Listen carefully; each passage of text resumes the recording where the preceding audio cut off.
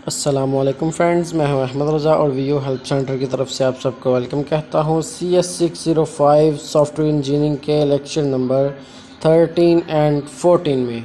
तो आज की इस वीडियो को स्टार्ट करने से पहले आप सबसे ये रिक्वेस्ट है कि आप मेरे चैनल पे जो वीडियोस देखते हैं इस पे कमेंट और लाइक लाजमी किया करें। मुझे कोई ना कोई सजेशन दिया करें कि किस तरह से मैं अपनी वीडियो को इम्प्रूव कर सकता हूं। और अगर आपको किसी चीज़ की समझ ना आए तो उससे भी आप कमेंट में क्वेश्चन लाजमी किया करें, ताकि आपके नॉलेज में भी इजाफ़ा हो जाए और मेरे नॉलेज में भी इजाफ़ा हो जाए। तो हम आज की वीडियो को स्टार्ट करते हैं। सबसे पहले हमारे पास है matrices for specification quality. Matrices एक सॉफ्टवेयर में, अब मैट्रिक्स का क्या काम है, यहाँ पे मैट्रिक्स कोई रोज़ एंड कॉलम्स नहीं है। यहाँ पे मैट्रिसेस जो हैं वो एक सॉफ्टवेयर की करैक्टरिस्टिक्स हैं जो काउंटेबल हैं और मेजरेबल हैं। ऐसी करैक्टरिस्टिक्स जो मेजरेबल और काउंटेबल हैं एक सॉफ्टवेयर में, इससे हम मैट्रिसेस सॉफ्टवेयर कहेंगे या सॉफ्टवेयर ऑफ मैट्रिसेस कहेंगे। तो इनमें अब कुछ स्पेसिफिकेशन क्वालिटी हैं जो आज हम पढ़ेंगे। इसमें सबसे पहले हमें एक फार्मूला दिया गया है NR=NF + NF। इसमें अब आपको साफ दिखाई दे रहा है कि हमें NR को फाइंड करने के लिए NF + NNF को प्लस करना पड़ेगा। तो सबसे पहले देखने की होते क्या है। सबसे पहले NR, ये हमारे पास टोटल नंबर ऑफ़ रिक्वायरमेंट्स हैं जितनी भी एक सॉफ्टवेयर को इस बनाने के लिए स्टार्टिंग से लेके प्लानिंग से लेके एंड तक, जब तक कि हम अपना सॉफ्टवेयर जो है वो टेस्टिंग के फेज़ से गुज़र के अपने क्लाइंट को हैंड ओवर करते हैं, तब तक की जो ओवरऑल रिक्वायरमेंट्स होती हैं वो NR के साथ शो की जाती हैं, यानी कि टोटल नंबर ऑफ़ रिक्वायरमेंट्स। उसके बाद हमारे पास NF है, इसमें होता है फंक्शनल रिक्वायरमेंट्स। अब फंक्शनल रिक्वायरमेंट्स वो रिक्वायरमेंट्स हैं जो हमारे प्रोग्राम के इनर साइड पे कंप्यूटर के अंदर, हमारे प्रोग्राम के अंदर इस्तेमाल होती हैं। यानी कि जैसे हम अब अपने क्लाइंट से मिल रहे हैं तो उसने जब हमें एक ऑर्डर दिया है एक सॉफ्टवेयर को प्रोडक्शन करने का, सॉफ्टवेयर बनाने का, तो वो अपनी नीड्स बताएगा, अपनी रिक्वायरमेंट्स बताएगा। तो उन सब को देखते हुए हम जो अपनी रिक्वायरमेंट्स अपने फंक्शन के तौर पे टेक्निकली जो अपनी रिक्वायरमेंट्स को प्लानिंग के फेज़ में आके चेक करेंगे, तो ये हमारे पास फंक्शनल रिक्वायरमेंट्स हैं जो किसी भी फंक्शन के अंदर इस्तेमाल होती हैं। उसके बाद है number of non functional requirements. ऐसी रिक्वायरमेंट्स के जो हमारे फंक्शन के आउटर साइड पे इस्तेमाल होती हैं। यानी अब हमने जब यूनिट टेस्टिंग करते हैं तो छोटे छोटे उसके फंक्शन बना लेती हैं। तो कुछ कमांड्स ऐसी हैं जो फंक्शन के अंदर इस्तेमाल होती हैं, कुछ ऐसी हैं जो उस यूनिट के बाहर इस्तेमाल होती हैं। उन 2 यूनिट्स को या 3 यूनिट्स को, जितनी भी यूनिट्स हैं उनको आपस में कंबाइन करने के लिए जो यूनिट्स इस्तेमाल की जाती हैं उन्हें हम नॉन फंक्शनल रिक्वायरमेंट्स कहते हैं। जो हमारे पास अज़ाफ़ी रिक्वायरमेंट्स हैं फंक्शन से हट के, उन्हें हम नॉन फंक्शनल रिक्वायरमेंट्स कहते हैं। अब लेक ऑफ एम्बिग्विटी है तो यहाँ पे भी वही बताया गया है Q1 को कैसे फाइंड करना है, इसकी नीचे डेफिनेशन है। ये भी नंबर ऑफ़ रिक्वायरमेंट्स हैं जो एक रिव्यूअर्स को चाहिए होती हैं। उसके बाद हमारे पास है मैट्रिसेस फॉर स्पेसिफिकेशन क्वालिटीज़ में कंप्लीटनेस। हमने अपनी कंप्लीटनेस को कैसे चेक करना है, इसका एक फार्मूला दिया गया है Q2 ये Q2 यहाँ पे कंप्लीटनेस ही है।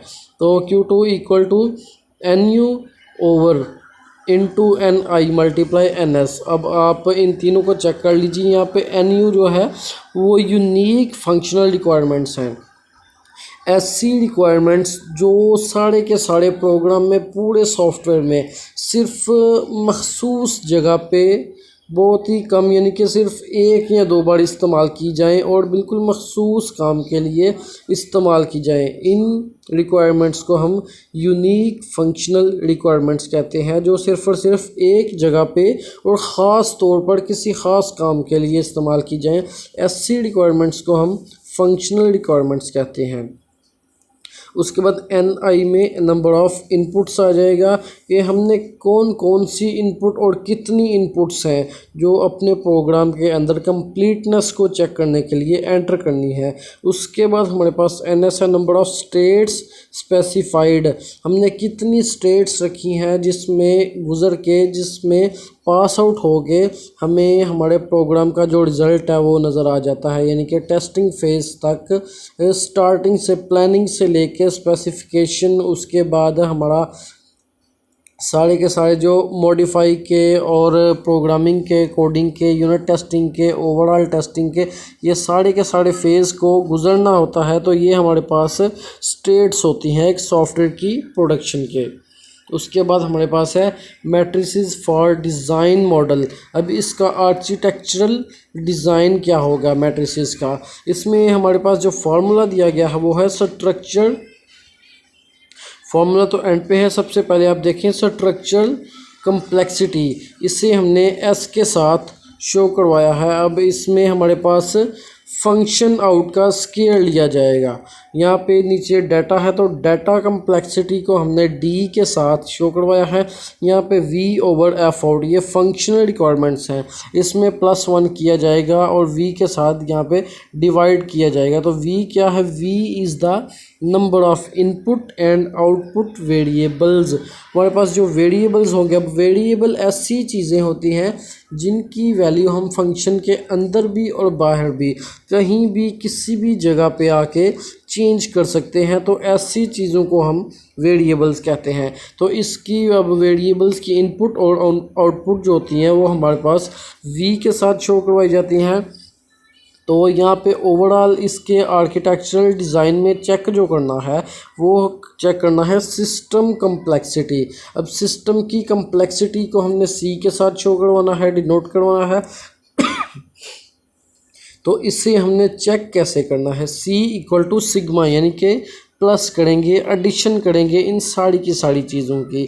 तो सबसे पहले एस आई हमने जो पढ़ा था ऊपर डाटा स्ट्रक्चरल कम्प्लेक्सिटी और डी आई मीन्स के डाटा कम्प्लेक्सिटी। अब इन दोनों कम्प्लेक्सिटीज़ को हम जब ऐड करेंगे, प्लस करेंगे और इसका समीशन निकालेंगे तो हमारे पास सिस्टम की कम्प्लेक्सिटी निकल आएगी। उसके बाद है base line, data collected from past projects, जितने प्रोजेक्ट हमने पीछे कंप्लीट कर लिए हैं अब उन सब का रिकॉर्ड हमारे पास है, डाटा कलेक्टेड फॉर्म में हमारे पास मौजूद होता है। तो उस सारे के सारे डाटा, अब हमने कोई भी काम स्टार्ट करना है तो उस डाटे से आगे स्टार्ट करना है, क्योंकि पीछे वाला तो पहले ही हमारे पास कवर है। तो जब आगे स्टार्ट करेंगे तो उस कलेक्टेड डाटा को हम बेस लाइन का नाम देंगे। उसके बाद data must be reasonable accurate, data जो भी हमारे पास होगा वो हमारे प्रोजेक्ट के मुतल्लिक ही होना चाहिए, बिल्कुल करेक्ट होना चाहिए, कंप्लीट होना चाहिए और ये बिल्कुल रीज़नेबल होना चाहिए, बिल्कुल हमारे प्रोजेक्ट के, हमारे सॉफ्टवेयर के मुतल्लिक रिलेटेड होना चाहिए। Data should be collected over many projects, ऐसा नहीं कि एक दो प्रोजेक्ट से आपने डाटा कलेक्ट किया और आप अगला सॉफ्टवेयर डेवलपमेंट करने की तैयारी में लग गए। नहीं, आपने बहुत ज़्यादा फॉर्म में अपने प्रोजेक्ट्स को सर्च करना है, उनमें जो डाटा है उसको कलेक्ट करना है, जो भी आपने सॉफ्टवेयर की प्रोडक्शन करनी है उसके हवाले से आपको जितना ज़्यादा डाटा मिल सके आपने उस सब को कलेक्ट करके उसके बाद अपनी प्लानिंग करके अपने प्रोजेक्ट को स्टार्ट करना है। उसके बाद मेजर्स मस्ट बी कंसिस्टेंट, ये कुछ टेक्निक्स हैं, सेम टेक्निक और यार्डस्टिक फॉर डाटा कलेक्शन। ये मेजरमेंट्स ही है जो डाटा को कंसिस्टेंट बनाती है, तो ये मेजरमेंट्स बहुत ही ज़्यादा ज़रूरी होती हैं। उसके बाद applications should be similar to work that is to be estimated, हम जो भी सॉफ्टवेयर बनाएं उसका जो हमने एस्टीमेट पहले लगाया है, जो हमने प्लानिंग की है हमारी ऐसे एप्लीकेशन को, उसी के मतलब काम करना होता है।